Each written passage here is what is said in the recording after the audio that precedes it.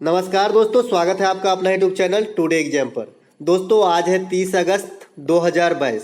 आज भी RRB group D की एग्जाम थी और प्रथम पाली की एग्जाम समाप्त हो चुकी है। तो प्रथम पाली की एग्जाम में जीके जे सेक्शन से जो भी प्रश्न पूछे गए सभी प्रश्नों को लेकर आ गए हैं 100% ओरिजिनल प्रश्नों के साथ ही साथ आप जानते हैं कि जब भी मैं पढ़ाता हूं तो आपको जो है एकदम एक्स्ट्रा फैक्ट के साथ पढ़ाता हूं, जो आने वाले एग्जाम जिनका एग्जाम है आने वाले समय में उनके लिए काफ़ी हेल्पफुल साबित होती है, जैसा कि अभी तक आप जानते आए हैं। साथ ही साथ ये पीडीएफ आप टेलीग्राम चैनल से जरूर ले लें, आपको काफ़ी काम आएगी। और मैं बता दूं कि इस शिफ्ट में प्रथम शिफ्ट में जो है 4 प्रश्न जो है लड़े हैं। कहाँ से? अपने पीडीएफ में 3 तो छपे मिलेंगे और एक प्रश्न जो है जो लास्ट शिफ्ट का वीडियो हमने बनाया था कंबाइंड वाला, वहां पे मैंने मौखिक रूप से बताया था, तो वो भी प्रश्न आ गया है। इजी प्रश्न है, हल्का प्रश्न है। देख लीजिए कौन कौन सा प्रश्न आया है। एक प्रश्न आया था कि आईआईटी रुड़की में कौन सा सुपर कंप्यूटर को स्थापित किया गया है। दोस्तों आईआईटी रुड़की में जो है परम गंगा नामक सुपर कंप्यूटर को स्थापित किया गया है। अब थोड़ी सी हम कंप्यूटर के बारे में देख लेते हैं। भारत की प्रथम सुपर कंप्यूटर कौन सा था? परम 8000 था। सुपर कंप्यूटर का पिता किसे कहा जाता है? सैमुअल क्रे को कहा जाता है। विश्व के स्तर पर, भारतीय स्तर पर सुपर कंप्यूटर का पिता किसे कहा जाता है? विजय भटकर को कहा जाता है। उसी प्रकार जैसे हरित क्रांति का पिता कहा जाता है नॉर्मल बोरलॉग को, और भारत स्तर पर कहा जाता है एमएस स्वामीनाथन को। इसी प्रकार इसे भी याद रखेंगे। साथ साथ सुपर कंप्यूटर की देखरेख कौन करती है? सीडेक। और सीडेक कहाँ स्थित है? पुणे में स्थित है। तो आपको ये बात भी ध्यान रखना है। साथ ही साथ कंप्यूटर के पिता चार्ल्स बेबेज को कहा जाता है। कंप्यूटर की जो अभी चौथी और पांचवी पीढ़ी संलग्न रूप से चलती है। प्रथम पीढ़ी में जो है निर्वात का प्रयोग किया गया था, दूसरे में ट्रांजिस्टर का प्रयोग किया गया था, थर्ड वाले में जो है आईसी चिप का प्रयोग किया गया था, फोर्थ वाले में माइक्रो प्रोसेसर का प्रयोग किया गया था। आईसी चिप के आविष्कारक भी आपसे पूछा जाता है, जैक किल्बी आईसी चिप का आविष्कारक है। आईसी चिप किस चीज की बनी होती है? सिलिकॉन की बनी होती है। चलते आगे। इनमें से किस राज्य में शीतकालीन वर्षा होती है? अकॉर्डिंग टू ऑप्शन इस क्वेश्चन के लिए राइट आंसर होगा। वैसे बता दूं, जो बृहद पैमाने पर शीतकालीन वर्षा होती है इंडिया में, ये तमिलनाडु और उड़ीसा में होती है। अन्य भी राज्य में होती है शीतकालीन वर्षा इनके अलावा, लेकिन तमिलनाडु और उड़ीसा जो है ये फेमस है शीतकालीन वर्षा के लिए, क्योंकि जब पश्चिमी विक्षोभ उत्पन्न होती है उसी कारण ये वर्षा होती है लौटते हुए मौसम में। तो यहाँ पे पश्चिमी विक्षोभ इच्छा कारण हो गया। अगर ऑप्शन में तमिलनाडु और उड़ीसा दिया होगा तो राइट आंसर हो जाएगा। इसके अलावा अन्य राज्य में भी ये वर्षा होती है। अब जो आने वाले शिफ्ट के लिए इस फॉर्म में प्रश्न रहेगा कि आम्र वर्षा कहाँ होती है? तो ये केरल में होती है, जो आम के फसल के लिए अच्छे होते हैं, इसे आम्र वर्षा नाम दे दिया गया है। एक प्रश्न यहाँ पे पूछा गया था, कल के मौखिक रूप से बताया गया प्रश्न है कि राज्यसभा के वर्तमान सभापति कौन होते हैं? आपको पीडीएफ में भी मिल जाएगा। तो जगदीप धनखड़ जो अभी नवनिर्वाचित मतलब उपराष्ट्रपति हैं भारत के, तो ये राज्यसभा के सभापति भी होंगे। इसी जगह पे मैंने बताया था कि नीति आयोग का अध्यक्ष कौन होता है? पीएम होता है। उसके बाद अंतर्राज्यीय परिषद के अध्यक्ष कौन होते हैं? ये भी पीएम होते हैं। और जो भी परमाणु कार्यक्रम संचालित करने वाले संस्था है उनका हेड बोला जाएगा तो कौन होगा? तो प्रधानमंत्री होगा। ये बात भी मैंने आपको बताया था। तो अभी जयदेव धनखड़ जो 14वें राष्ट्रपति है, इनका क्रम भी पूछा जा सकता है, कोई बड़ी बात नहीं है, तो ये भी याद रखिएगा। ये 14वें राष्ट्रपति है। इससे पहले ये पश्चिम बंगाल के राज्यपाल थे और किसका स्थान लिया है? तो ये जो है अपना वेंकैया नायडू साहब का स्थान लिए हैं। एक प्रश्न यहाँ पे न्यूमेरिकल से आया था, कल के जैसा ही सेम। समांतर क्रम में 2 प्रतिरोध 3 और 6 ओम के लगे हुए थे। डाटा चेंज हो सकता है दोस्तों आंकड़ा, लेकिन प्रश्न चेंज नहीं है। 3 और 6 ओम के लगे थे और परिपथ से जो 2 एम्पीयर की धारा प्रवाहित किया जा रहा था, तो वोल्ट का मान पूछ रहा था। आप जानते हैं V बराबर RI होता है। इसी में आपको रखना है। सबसे पहले तो किस क्रम में लगा है? समांतर क्रम में रखना है। समांतर क्रम में जो टोटल प्रतिरोध कैसे निकालते हैं? 1/R1 plus 1/R2। अगर 5 होता तो 1/R3, 1/R4, 1/R5 तक जाते हैं। यहाँ पर 2 ही है, ये 1/R के बराबर होता है। अब इसको कैलकुलेशन कर लेंगे। 1/3 1/6, 6 एलसीएम हो जाएगा। 2 + 1 3 हो जाएगा। 3/6 मतलब 2 हो जाएंगे। तो 2 हो जाएगा आपका R का वैल्यू। 2 जब R की वैल्यू निकल गई, आपको भी ही पूछा जा रहा है, तो 2 और धारा कितने प्रवाहित हो रहे? 2, तो मतलब 2 × 2 मतलब 4 वोल्ट, क्योंकि V का जो है वोल्ट में आएगा तो 4 आपका आंसर हो जाएगा इस क्वेश्चन के लिए। अगर श्रेणी क्रम में पूछा जाता है तो डायरेक्ट हम R1 + R2 कर देते हैं फाइनल प्रतिरोध के लिए, तो यहाँ पे 9 ओम हो जाता फाइनल प्रतिरोध। तो आपको ये बात भी ध्यान रखना है, अगर श्रेणी क्रम में होता तो 9 दूना के 18 वोल्ट हो जाते। चलते हैं आगे। एक प्रश्न पूछा गया था कॉमन सा, बिहू नृत्य किस राज्य के? जब भी असम की चर्चा है, मैंने बिहू, खेल गोपाल, सतरिया, अंबुबाची मेला, ये अपना कामाख्या मंदिर और इनके मुख्यमंत्री, क्योंकि इसके बारे में एक एडिशनल फैक्ट है, और राज्यपाल, ये जरूर बताए हैं आपको। तो बिहू जो है ये असम का लोक नृत्य है। खेल गोपाल भी असम का लोक नृत्य है। सतरिया असम का शास्त्रीय नृत्य है। अंबुबाची मेला का आयोजन कामाख्या मंदिर के परिसर असम में होती है। माजुली द्वीप जो दुनिया की सबसे बड़ी नदी द्वीप है, जो ब्रह्मपुत्र नदी पे स्थित है, ये भी असम में स्थित है। असम के वर्तमान मुख्यमंत्री हेमंत बिस्व शर्मा है। ये BAI के अध्यक्ष भी है, बैडमिंटन एसोसिएशन ऑफ इंडिया के अध्यक्ष भी है। इसके बाद जो आपका जगदीश मुखी है, ये राज्यपाल है असम के।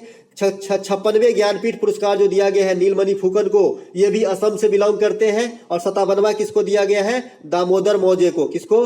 दामोदर मौजे को दिया गया। तो ये बात भी याद रखना, 56वां फूफाजी, 57वां जो है मौसाजी मौजे को। उसके बाद भारत की जो सबसे लंबी नदी ब्रिज है ढोला सादिया, जिसे भूपेन हजारिका सेतु भी कहा जाता है, ये भी असम में ही स्थित है। तो आपको ये बात ध्यान रखना है, इतनी बात। एक प्रश्न यहाँ पे आया था पंचायती राज से। दोस्तों पंचायती राज, इससे एक भी शिफ्ट ऐसा नहीं हुआ जिससे क्वेश्चन नहीं पूछा गया, और मैं इससे संबंधित हर एक मसाला दे दिया हूं, कहीं भी कोई प्रश्न छूटने की बात उठती ही नहीं है। भारत की पंचायती राज व्यवस्था की शुरुआत कहां से हुई थी, ये प्रश्न पूछा गया था। ये तो बहुत कॉमन सा प्रश्न है। तो राजस्थान के नागौर में 1959 में शुरू किया गया था। पंचायती राज व्यवस्था से संबंधित अशोक मेहता समिति है, बलवंत मेहता समिति है, ML सिंघवी समिति है। 73वां संविधान संशोधन 1992, ये भी जो है पंचायती राज व्यवस्था से संबंधित है। उसके बाद भाग 9 में इसकी चर्चा किया गया है। 11वीं अनुसूची में पंचायती राज व्यवस्था की चर्चा किया गया है। उसके बाद 243 आर्टिकल जो है ओ तक जितने भी ब्रांचेस हैं इसके, इस सभी में किसी न किसी रूप में पंचायती राज व्यवस्था की चर्चा की गई है। प्रत्येक वर्ष 24 अप्रैल को पंचायती राज दिवस के रूप में मनाते हैं। तो दोस्तों ये जो है आपका पंचायती राज से इतने मसाले हैं, आपको जरूर याद रखना है। और ये किस के पे काम करता है, तो केंद्रीय विकेंद्रीकरण पे सिद्धांत पे कार्य करता है। ये भी आपसे पूछा जाता है एग्जाम के अंदर, तो ये भी बात आप ध्यान रखिएगा। साथ ही साथ और भी आर्टिकल है, कुछ 40 आर्टिकल है, ये भी पंचायत से संबंधित है। और 243 के मैंने बताया ही, जितने इसके बेटा बेटी है ओ तक जो ब्रांचेस है 243 का, सभी पंचायती राज व्यवस्था से संबंधित है और कुछ नगर पालिका से संबंधित है। चलते हैं आगे। एल्युमिनियम की संयोजकता कितनी होती है? एल्युमिनियम की संयोजकता जो है 3 होती है। एल्युमिनियम का सूत्र क्या होता है? Al होता है। ये एक अच्छा कंडक्टर होता है। चलते हैं आगे। एक प्रश्न यहाँ पे कि 2022 में महिला क्रिकेट टीम के कोच कौन नियुक्त किए गए? तो रमेश पवार। आप जानते हैं इस पे विवाद भी उठा था, और एक बार जो है रमेश पवार को जो है हटा दिया गया था, पुनः रमेश पवार को जो है कोच के रूप में नियुक्त कर लिए गए, क्योंकि इनको हटाने के बाद जो है मतलब महिला टीम की जो स्थिति जो है विन रेट जो है घटने लगा था, तो पुनः जो है इसे नियुक्त कर लिया गया है। और ये विवादित भी रहे, आप जानते हैं क्यों विवादित रहे थे। बात करें कि मुख्य जो वाला जो टीम है उसके कोच कौन है, तो राहुल द्रविड़ है। और राहुल द्रविड़ को चाइना का वाल कहा जाता है, बात भी ध्यान रखिएगा। बीसीसीआई के अध्यक्ष कौन है? सौरव गांगुली है।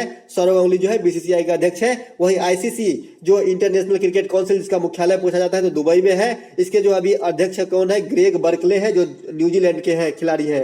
एक प्रश्न यहाँ पे आया था कि लाल लिटमस पेपर का पीएच मान कितना होता है? लिटमस का पीएच मान जो है 7 से कम होता है, यानी अम्लीय होता है। आपको यह ध्यान रखना है। साथ ही साथ अम्ल और क्षार की जो हम पहचानते हैं, वो भी लिटमस पत्र उसमें यूज करते हैं। ये भी बात आपको ध्यान रखना है। एक प्रश्न आया था मधुमक्खी के डंक, अच्छा पीएच मान थोड़ा सा बता दूं। पीएच मान जो होता है, अगर 7 से कम हो तो एसिडिक होता है, और 7 से अधिक हो तो अल्कलाइन होता है, क्षारीय होता है। 7 से कम हो तो अम्लीय होता है, 7 है तो न्यूट्रल होता है। पीएच स्केल का खोज सोरेनसन ने किया था, आपको ये बात भी ध्यान रखना है। सोरेनसन पीएच स्केल का खोज किया था। कुछ तत्व के पीएच मान आपको याद रखने, आपको पीडीएफ अपने टेलीग्राम चैनल पे मिल जाएगा। 2-4-10 दिन पहले मैंने सेंड किया था, उसमें पीडीएफ मतलब पीएच का एक मतलब चार्ट है, वो आपको देख लेना है। एक प्रश्न आया था मधुमक्खी के डंक द्वारा फैलाया गया जहर को जलन को कम करने के लिए किस चीज का उपयोग कर सकते हैं? अकॉर्डिंग टू ऑप्शन एक विनेगर था, सिरका था, तो सिरका यहाँ पे राइट आंसर करके आना था। मधुमक्खी के पालन को क्या कहते हैं? एपीकल्चर कहते हैं। तो ये बात भी आपको ध्यान रखना है। एक प्रश्न यहाँ पे पूछा गया था गंगा कॉरिडोर में रासायनिक खेती को प्रोत्साहन देने के लिए कितनी कॉरिडोर बनाया गया, कितनी लंबी? तो 1500 हेक्टेयर जो है लंबी कॉरिडोर बनाया गया है। एक प्रश्न आया था कि अष्टम सूची में जो जिसमें भाषा शामिल है, कौन सी भाषा शामिल नहीं है? दोस्तों इसमें जो है ऑप्शन अगर होता तो मैं एक्यूरेट आंसर बताता, इसमें मैं ऑप्शन नहीं है मेरे पास। फिर भी जो पूछे जाते हैं, जो स्टाइल है एग्जामिनर की क्वेश्चन पूछने का, ऐसे ही दिया होगा नेपाली, मैथिली, बोडो, संथाली, इंग्लिश। तो इंग्लिश जो है इसमें शामिल नहीं है, और भोजपुरी भी शामिल नहीं है। तो इस प्रकार के कुछ जो है भाषा शामिल नहीं है। इसमें टोटल 22 भाषा शामिल है। जो लास्ट में क्या क्या है, बोडो, संथाली और मैथिली को शामिल किया गया था। चलते हैं आगे। नेपाली भी शामिल है, ध्यान रखिएगा। एक प्रश्न मैं थोड़ा सा और जानकारी रखता हूं भाषा से कि शास्त्रीय भाषा कौन कौन सा है? तमिल, तेलुगु, कन्नड़, मलयालम, ओडिसी और संस्कृत जो है शास्त्रीय भाषा है। कल पूछा गया था कि संस्कृत को कब दिया गया शास्त्रीय भाषा का दर्जा, तो 2005 में दिया गया। सबसे लेटेस्ट वाली शास्त्रीय भाषा कौन सा है? ओडिसी है, शायद ये 2016 में दिया गया है।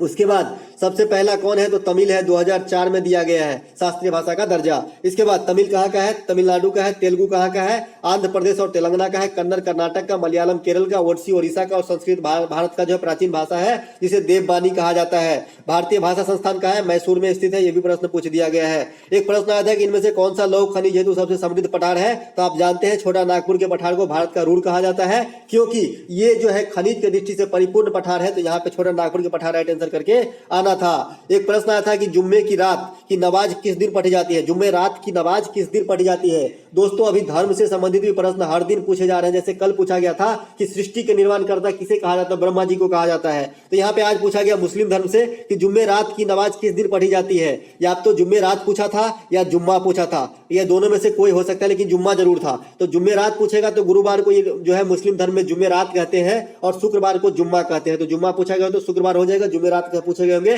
तो गुरुवार हो जाएगा। एक प्रश्न पूछा गया था कर्क रेखा से संबंधित, लेकिन क्या प्रश्न था एक्चुअली प्रश्न मुझे पता नहीं। अगर आपको पता हो तो मुझे कमेंट जरूर करें ताकि मैं दूसरे शिफ्ट में इसको ऐड कर सकूं। वैसे भारत में जो है कर्क रेखा 8 राज्यों से होकर गुजरती है। ये 8 राज्य कौन कौन से हैं देख लीजिए। राजस्थान है, गुजरात है, मध्य प्रदेश, छत्तीसगढ़, मिजोरम, त्रिपुरा, झारखंड और पश्चिम बंगाल। इसको याद कैसे रखेंगे, मित्र पर गमछा झार, मी से क्या हो जाएगा मिजोरम, त्र से त्रिपुरा, प से क्या हो जाएगा पश्चिम बंगाल, र से राजस्थान, उसके बाद ग से गुजरात, ठीक है। इसके बाद झा से झारखंड और एक कौन बचेगा, छ से छत्तीसगढ़ और म से मध्य प्रदेश। आपको आई होप ये अच्छे से याद हो जाएंगे। मित्र पर गमछा झार, एक एक वर्ड का मीनिंग है, कोई भी वर्ड जो है बिना मीनिंग के नहीं है, ये आपको पकड़ना है। और 8 राज्य आपके जो कर्क रेखा गुजरती है भारत से पकड़ में आ जाएंगे। अब कर्क रेखा किसे कहते हैं, 23.5 डिग्री उत्तरी अक्षांश को कर्क रेखा कहा जाता है और 23.5 डिग्री दक्षिणी अक्षांश को यानी साउथ वाले को मकर रेखा कहा जाता है। 180 डिग्री देशांतर को अंतरराष्ट्रीय तिथि रेखा कहा जाता है, ठीक है। उसके बाद 0 डिग्री को प्राइम मेरिडियन रेखा कहा जाता है। तो ये सब भी आपको ध्यान रखना है। मतलब ज्योग्राफी से ये प्रश्न काफी प्रचलन में चल रहे हैं। प्रधानमंत्री जीवन ज्योति योजना के किस उम्र तक के लाभान्वित मतलब पर्सन किस उम्र तक लाभान्वित होते हैं, तो 18 साल से 50 साल तक जो है प्रधानमंत्री जीवन ज्योति योजना का लाभ ले सकता है। एक प्रश्न आया था खेलो इंडिया यूथ गेम से, अगर ये पूछा गया हो खेलो इंडिया यूथ गेम कहाँ होती है, तो दोस्तों खेलो इंडिया यूथ गेम जो है आपका हो जाएगा कहाँ पे, पंचकुला हरियाणा में हुआ था 2021 के अंदर। तो ये अगर ऑप्शन में हो तो हरियाणा आंसर करके आना था। एक प्रश्न पूछा गया था कि बारी दोआब का नाम सुने होंगे आप, कि किन दो नदियों के बीच में स्थित है। कल मौखिक रूप से बता ही दिया था, बारी दोआब और श्योक और नुब्रा घाटी। तो ये रावी और ब्यास नदी है। जब वहां पे सिंधु नदी कहां से होकर गुजरती है, वहां पे जब हम चर्च कर रहे थे तो सारा विश्लेषण कर दिया था। दोस्तों श्योक घाटी और नुब्रा घाटी की बारी अब है, अभी पूछे जाएंगे। तो ये जम्मू कश्मीर में है। भारत के सबसे बड़ी नदी बेसिन कौन सा है, तो ये गंगा नदी का बेसिन है। और भारत की सबसे लंबी नदी भी गंगा नदी है, भारत की राष्ट्रीय नदी भी गंगा नदी है। गंगा डॉल्फिन जो है वो भारत का राष्ट्रीय जलीय जीव है। आवर्त सारणी में ग्रुप 17 से संबंधित था तो सब दिन पूछे जा रहे हैं। रेडॉक्स अभिक्रिया, ओम का नियम और मतलब ये हाइड्रोजन ग्रुप, ये तो सब दिन पूछे जा रहे हैं। तो ये हाइड्रोजन ग्रुप से संबंधित है जो है वर्ग ग्रुप 17। इसमें कौन कौन से हैं, क्लोरीन, फ्लोरीन, ब्रोमीन, आयोडीन, ये सब जो है हाइड्रोजन है सब, जिसमें फ्लोरीन जो है सबसे अधिक ऋणात्मक होते हैं, क्लोरीन की सबसे अधिक विद्युत संयोजकता होती है, ब्रोमीन कमरे के टेम्परेचर पे जो है लिक्विड फॉर्म में पाया जाता है। तो ये सब भी आपको ध्यान रखना है। ग्रुप 17 को हाइड्रोजन ग्रुप कहा जाता है। आधुनिक आवर्त सारणी के खोजकर्ता मोस्ले हैं, प्राचीन वाले के मेंडेलीव है। एक प्रश्न आया था यहाँ पे दोस्तों कि 3 न्यूमेरिकल पूछे गए थे ओम के नियम से, तो एक तो बता ही दिया। एक दूसरा है, ये स्पष्ट नहीं है, आंकड़े भी मैंने नहीं रखा है, सिर्फ ये ऐसा लग रहा है कि एक बार में जो है आपको मतलब धारा दिया गया था तो इसमें वोल्ट दिया गया होगा और V बराबर RI में आपको इसको रखना था। एक बार बता चुका हूं, फिर ऐसे ही कर लीजिएगा, आपका आंसर निकल जाएगा। वोल्टेज और रेसिस्टेंस और ये है करंट, इन तीनों में से 2 का मान दिया रहता है, एक निकालना रहता है। बाद बाकी करें समांतर क्रम में जब लगे रहते हैं 2 या 2 से अधिक प्रतिरोध, तो कैसे निकालते हैं, 1/R1 प्लस 1/R2 बराबर 1/R। यहाँ से R का मान निकालेंगे। जब श्रेणी क्रम में होते हैं तो 1/R1 प्लस 1/R2 बराबर R होती है। तो यहाँ सीधे सीधे जोड़ देते हैं। तो अब ये बात आपको ध्यान होना चाहिए। खेलो इंडिया यूथ गेम कहाँ होती है, हरियाणा के पंचकुला में होती है, जो बता ही दिया था। दोस्तों आशा करते हैं कि अच्छा लगा होगा। अच्छा लगा तो एक लाइक कर दीजिएगा, साथ साथ शेयर कर दीजिएगा। मिलते हैं अगले एनालिसिस के वीडियो के साथ। और हाँ, कल के जो है आपको 6:30 या 7 बजे जो है ज्योग्राफी पे एक कंप्लीट वीडियो आपको मिल जाएगा।